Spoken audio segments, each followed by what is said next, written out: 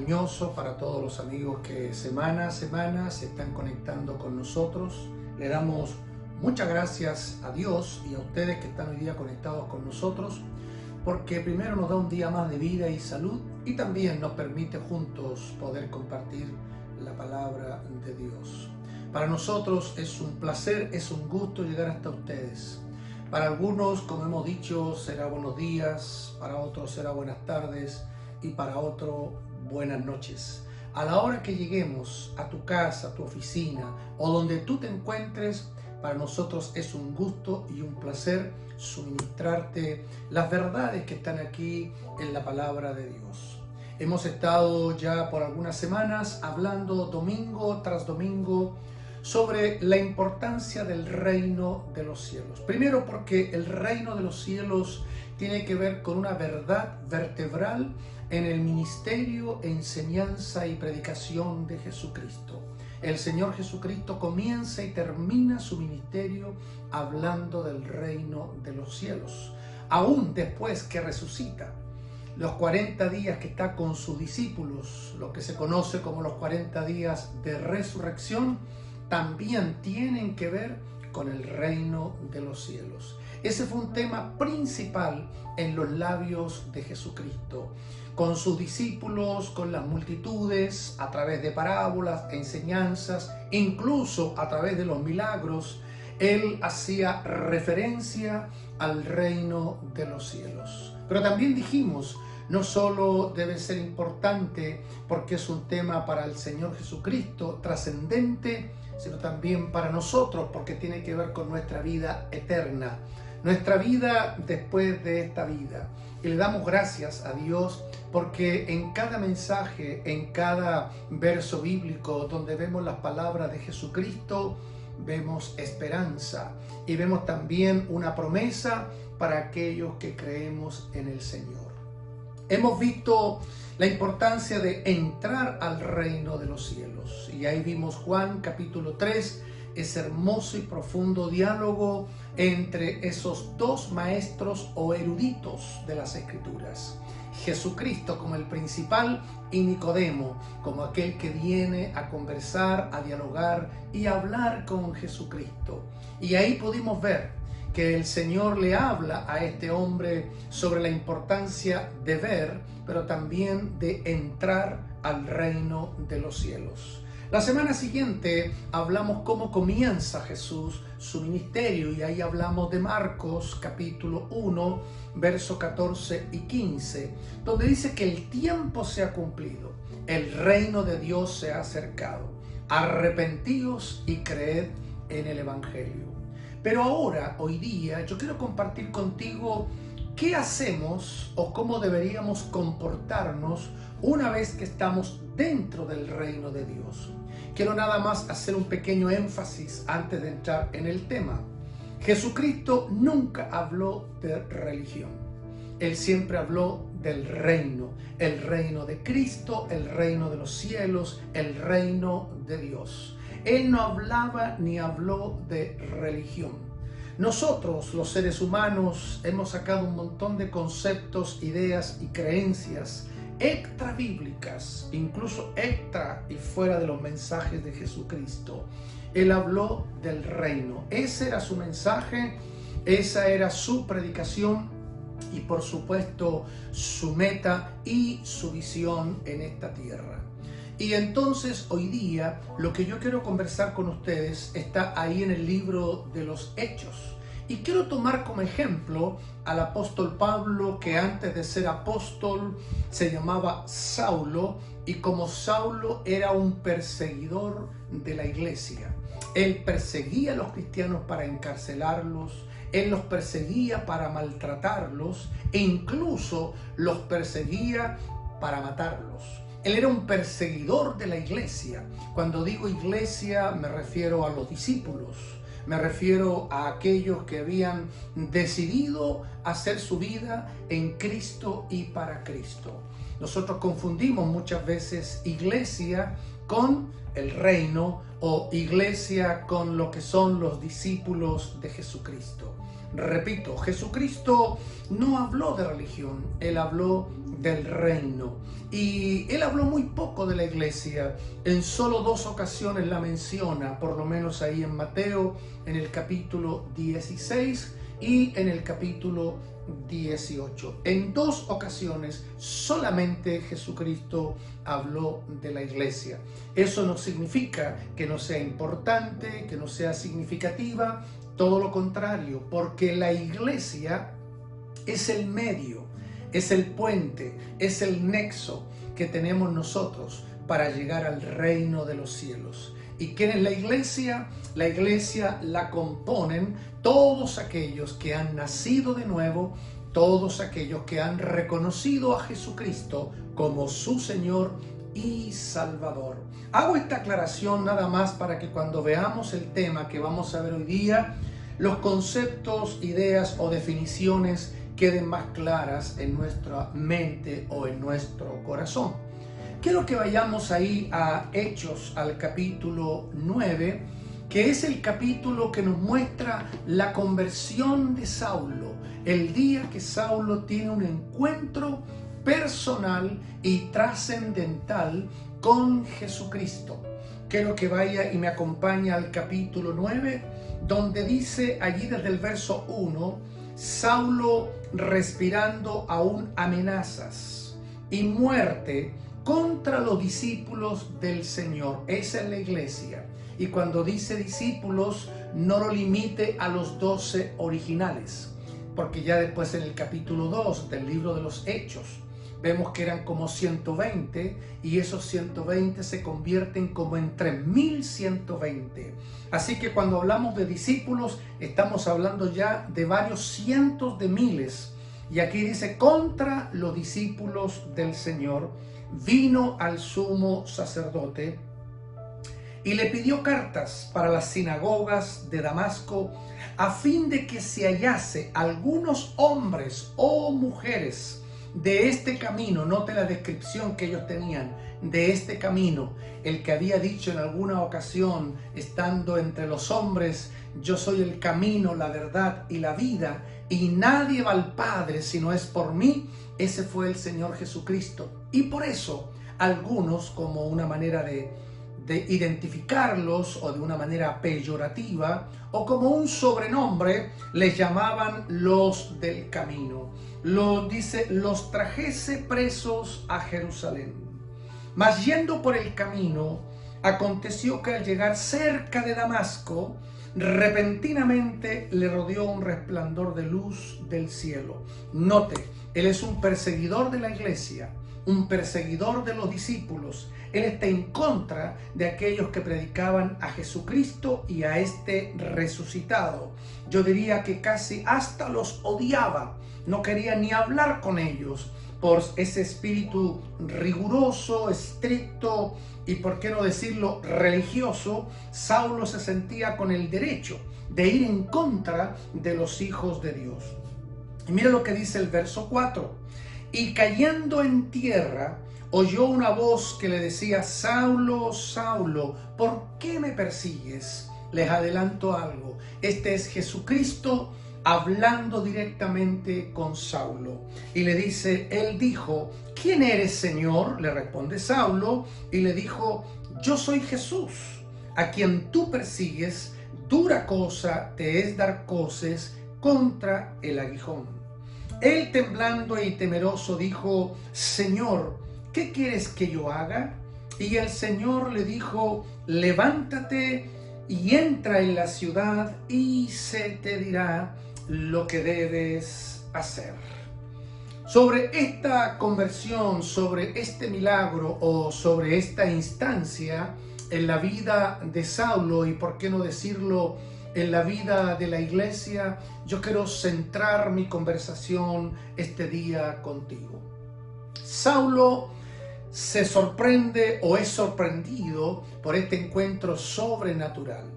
Y él le hace 2 preguntas a Jesucristo.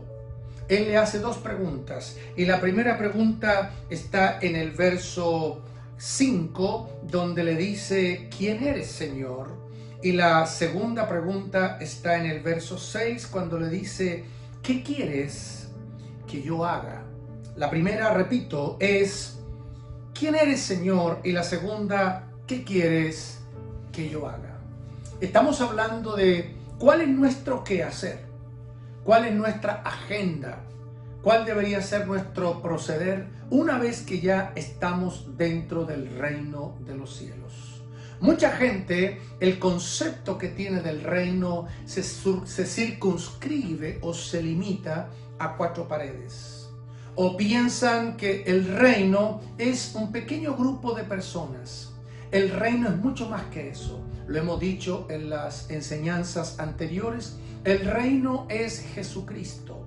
Y cuando Jesucristo reina en el corazón de una persona, en la voluntad de una persona, y cuando Jesucristo es el Señor de esa persona, ahí tenemos el reino de los cielos. Ahí se encuentra el reino de los cielos.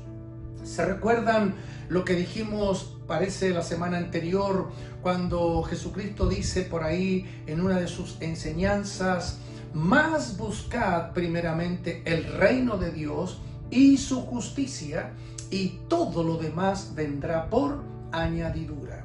Jesucristo no está hablando de un concepto, de una idea o de una filosofía.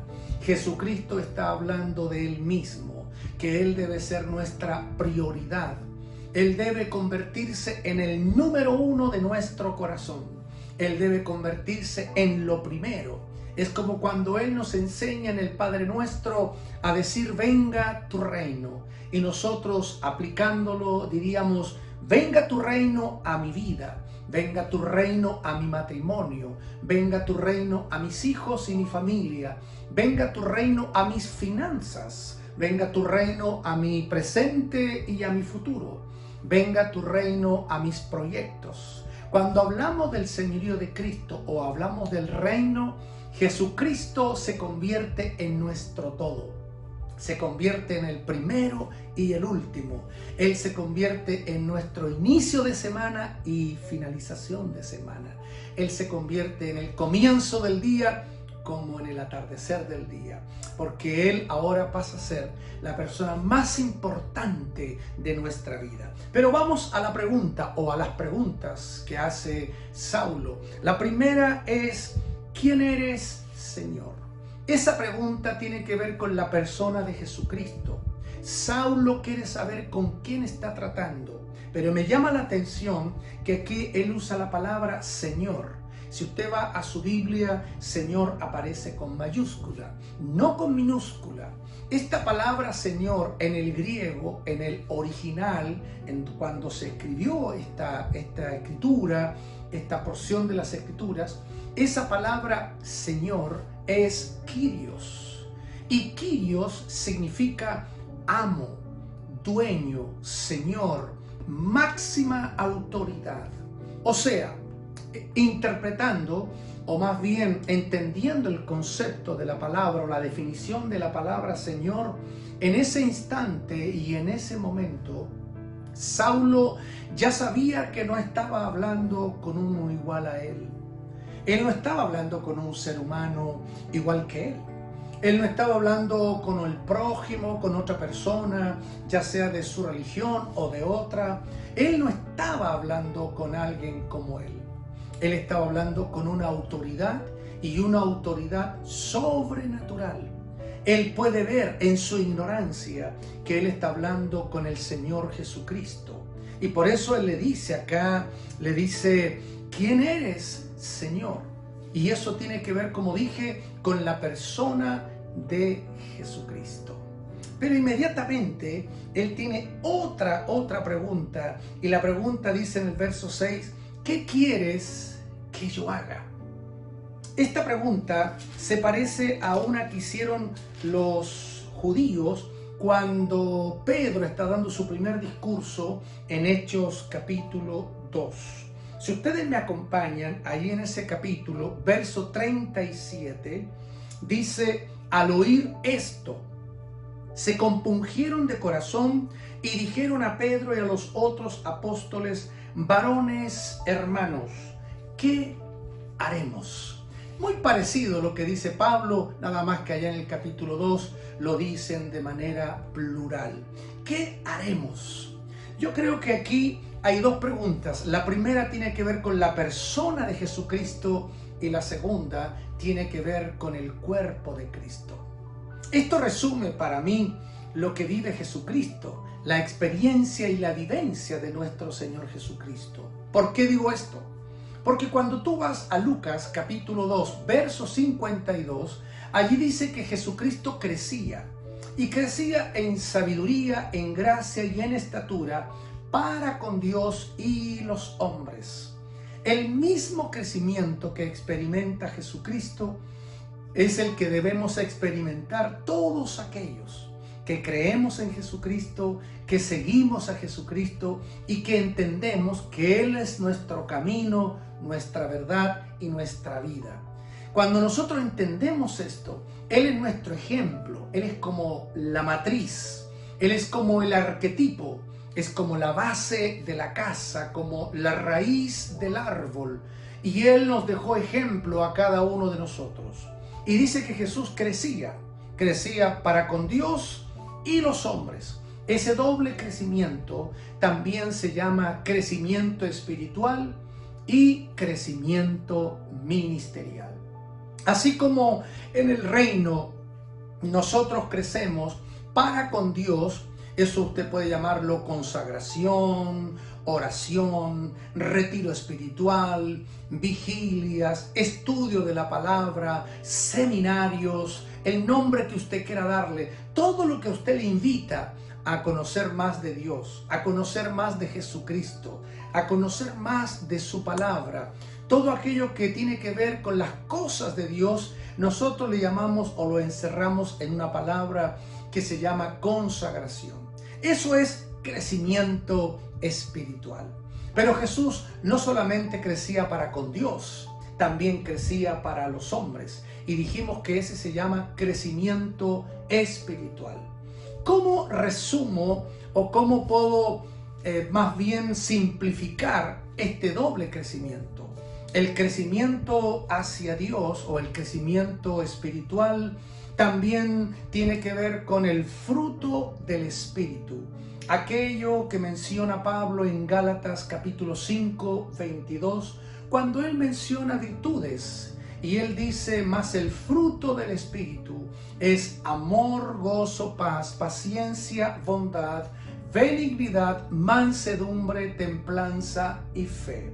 Esa virtud o esas virtudes estuvieron en Jesucristo y Él espera que esté en cada uno de nosotros. ¿Cómo resumimos el fruto del Espíritu? Como el carácter de Cristo en nosotros. No te olvides, nuevo nacimiento es Cristo dentro de nosotros. Cuando nosotros nacemos de nuevo, no recibimos un concepto, una teoría, una teología o una doctrina. Cuando nosotros nacemos de nuevo, recibimos a una persona que viene a vivir y a convivir dentro de nosotros, y esta persona es Jesucristo. ¿Cómo resume Pablo esto? Él dice que nosotros ahora nos hemos convertido en templos, en vasijas del Espíritu Santo. Él habita dentro de nosotros. Eso sería crecimiento espiritual. Nuestra relación, nuestra comunión, nuestra intimidad con Dios a través del Espíritu Santo, su palabra y también el contacto que nosotros podemos desarrollar con aquellos que también conocen de Jesucristo. Pero hablamos de ese crecimiento, el crecimiento espiritual, pero también está el crecimiento ministerial. Jesús crecía para con Dios y los hombres. Crecimiento espiritual y crecimiento ministerial. El crecimiento espiritual está reflejado en el fruto del Espíritu.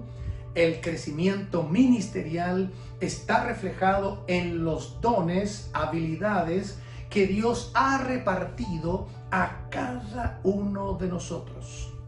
La palabra está llena y rica de versos bíblicos que nos hablan de que cada uno de nosotros hemos recibido una porción para que la pongamos al servicio de aquellos que lo necesitan. Por eso algunos tienen el don de sanidad, otros el don de milagros, otros el de profecía. Bueno, cada uno, de acuerdo al don que haya recibido, debe ministrarlo, compartirlo y servirlo a aquellos que lo necesitan. Así que estas dos preguntas resumen no solo la entrada al reino, sino también el comportamiento que nosotros debemos tener en el reino de los cielos. No solo entramos al reino para consagrarnos, no solo entramos al reino para crecer espiritualmente, no solo entramos al reino para conocer más de Dios, que es sumamente importante. Nuestra vida comienza con oración, con la palabra y también conocer más de Dios, sino también crecer en el servicio hacia los demás. Yo siempre he sostenido, siempre he dicho que todos los días el Señor nos da el privilegio y nos da la oportunidad de servir a nuestro prójimo. Y también yo sostengo, no tenemos que limitar nuestro servicio a cuatro paredes. Si tú asistes a una célula, a una casa iglesia, a un grupo de vida, si tú asistes a un grupo pequeño, no solo limites las sanidades y los milagros a ese grupo. Si vas a una congregación, no debemos limitar el poder de Dios solamente a ese grupo que nos reunimos o los domingos o el día de semana. No solamente tenemos que limitarlo a eso. Donde quiera que nosotros vayamos o donde quiera que nosotros nos encontremos, estamos listos y preparados para compartir con otros, para llevar hacia otros el poder de Jesucristo. Y este poder lo vamos a llevar de manera gratuita, con mucho cariño, pero dejando que el Señor sea exaltado y glorificado. Por eso el comportamiento nuestro en el reino de Dios no es solamente entrar al reino, sino que una vez que entramos, nosotros empezamos a activar aquellas habilidades o capacidades que Él nos ha repartido a cada uno de nosotros. Tú, yo y cada uno de los que me están viendo o me están oyendo en estos momentos, hemos recibido una porción. Hay una historia, una parábola allá en Mateo 25, donde habla de un señor que se iba lejos y él tenía 3 servidores, donde a uno le entregó 5 talentos, a otro le entregó 2 y a otro le entregó 1. Pero este mismo señor que se fue y repartió esos talentos, después volvió y pidió cuenta de cada uno de esos talentos. El que tenía 5 o recibió 5, le devolvió 5 más, 100 por 1. El que había recibido 2, le devolvió 2 más. Así que el primero y el segundo se multiplican al 100 por 1. Y el último, que había recibido 1 talento, dice que lo escondió. Cuando tú revisas esa historia, cuando revisas esa parábola, te das cuenta que Dios es riguroso en lo que nos da. Porque lo que Él nos da es para que lo compartamos, es para que lo sirvamos a otros, es para que lo suministremos y lo podamos compartir a aquellos que lo necesitan. Hoy estamos en una sociedad individualista, una sociedad quizás muy egocéntrica, muy ensimismada, donde pareciera que el lema nuestro, primero yo, segundo yo y tercero yo, cada día tiene mayor énfasis. Pareciera que es como una mayúscula dentro de nuestro corazón. Pero yo creo que el Señor Jesucristo nos da ejemplo. Él vino para servir y no para ser servido. Así que cuando nosotros empezamos a entender todos estos principios y estos versos bíblicos, estas verdades que están en las Escrituras, llegamos a la conclusión que cuando venimos a Cristo, somos salvos, recibimos vida eterna.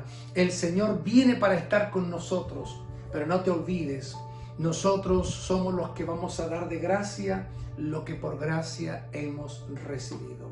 Y a mí me gusta, me bendice lo que dice Marcos en el capítulo 16, hablando de la comisión de los discípulos, de ti, de mí, de cada uno de los hijos de Dios. Y ahí dice que nosotros vamos a echar fuera demonios, que también vamos a poner las manos sobre los enfermos y estos sanarán. Mi pregunta para pensar o para reflexionar: ¿vamos a limitar la sanidad de los enfermos solo a 4 paredes? ¿O cuando nos reunimos entre hijos de Dios en una casa iglesia, en una célula o un grupo de vida? ¿Vamos a limitar el poder de Dios solamente cuando nos juntamos el día domingo, sean 100, 200, 500 o más? Yo creo que el Señor nos tiene en esta tierra a cada uno de nosotros para que donde estemos y vayamos, compartamos el amor de Cristo a través de señales y prodigios, a través de portentos y milagros, y que esas habilidades y esos dones que nos han sido repartidos gratuitamente, nosotros podamos también compartirlo gratuitamente a aquellos que lo necesitan. Es mi deseo que tú puedas entender, comprender que no se trata de recibir a Cristo y esperar la vida eterna, o recibir a Cristo y me muero, o aquí espero el cielo. No, no se trata de eso. Aquí se trata de que recibimos a Cristo, ¿para qué? Para llevar a otros las buenas obras, las buenas noticias, el mensaje redentivo, aquel que tiene el poder para cambiar y transformar a las personas. Por eso entonces quiero orar por ti, quiero orar por tu vida. Y si hay alguien que me está viendo que no conoce nada de esto o se encontró casualmente con este video, decirte que esto no es casualidad, esto es providencia de Dios, esto es voluntad perfecta de Dios para que hoy también tú te conviertas en un discípulo de Jesucristo, en una discípula de Jesucristo, que así como Saulo iba con una motivación tan equivocada, tan extrema y tan errada, porque él iba siguiendo a los cristianos para apresarlos, golpearlos y maltratarlos, en esa intención, en ese caminar o en esa encomienda, él tiene un encuentro con Jesucristo. Este es tu momento para que tú tengas tu encuentro con Jesucristo, recibirlo en tu corazón como Señor y Salvador. ¿Qué te parece si oramos juntos y ahí en tu lugar tú me sigues lentamente con tu corazón, con tu mente y con toda tu voluntad en esta oración? Padre, quiero tomarme estos minutos y estos segundos primero para darte gracias. Gracias por esta palabra, gracias por esta enseñanza, gracias Señor, porque estamos entendiendo que no hemos sido llamados solamente para conocerte, lo cual es fundamental para tener vida eterna. Tú dijiste, yo soy el camino, la verdad y la vida, y nadie va al Padre si no es por mí. Y nosotros estamos felices, contentos, que hoy tenemos vida eterna, que nuestros nombres fueron inscritos en el libro de la vida, que hoy día nosotros podemos disfrutar de esa paz interior, de esa seguridad interior. Y oramos para que aquellos que no la tienen, la puedan recibir.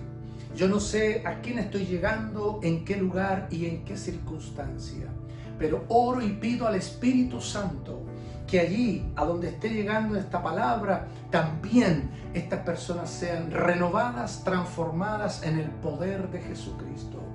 Y oro para que más hombres y más mujeres reconozcan a Jesucristo como su Señor y Salvador. Oro también por sanidad, para que el poder que sana, el poder que restaura, el poder que tiene vida, venga a esos cuerpos, sanando esas dolencias, sanando esas enfermedades, que en el nombre de Jesús estas personas reciban la bendición de Jesucristo, la salud de Jesucristo, porque tu palabra dice, Señor, que por tus llagas nosotros fuimos sanados. Nosotros ya fuimos curados y agradecemos esa palabra, agradecemos esa promesa, porque eso nos trae esperanza, confianza y fe. Gracias por entender este día, que Una cosa es conocerte, entrar al reino, y la otra es el comportamiento nuestro en el reino de los cielos. Quiero darte gracias porque de Saulo levantaste un Pablo, de Saulo un perseguidor levantaste un hombre que llegó a muchos rincones del mundo llevando el mensaje y la palabra. Comenzó en Damasco, terminó en Roma. Yo quiero agradecerte, Señor, por estos hombres que están en la Biblia, pero también por aquellos que hoy día te están recibiendo, te están reconociendo como el Señor de sus vidas y de sus corazones. Gracias una vez más por esta palabra, por este tiempo y también por tu presencia en cada uno de nosotros. En el nombre de Jesucristo, nuestro Señor. Amén y amén. Si hay peticiones, si hay necesidades o si hay preguntas o inquietudes, escríbenos. Estamos abiertos, dispuestos a servirte. O si hay algo que no entendiste o que no comprendiste, con toda confianza, háblanos. Somos una familia que amamos a Cristo, la palabra de Cristo, y ese es nuestro énfasis. Así que escríbenos con toda confianza. Tenemos una página, Visión 21 en Facebook, tenemos nuestro canal y también tú te puedes conectar con nosotros vía Messenger haciéndonos las preguntas que tú tengas. Estamos para servirte en lo que tú requieras, en lo que tú necesites, y también decirte, tenemos una escuela virtual, una escuela de crecimiento ministerial. Si te interesa, esta escuela tiene un propósito o tiene un objetivo. En tu casa y desde tu casa. No te mueves de tu escritorio. Desde ahí junto a nosotros puedes aprender temas muy importantes, muy interesantes y muy trascendentes. Así que consultas, preguntas que tú tengas, quedamos a tu servicio. Somos Comunidad de Vida, soy José Figueroa y estamos para servirte. Te deseamos un hermoso y precioso domingo y por supuesto una hermosa y bendecida semana. Que el Señor te bendiga, estamos en contacto y Dios mediante nos veríamos la próxima semana.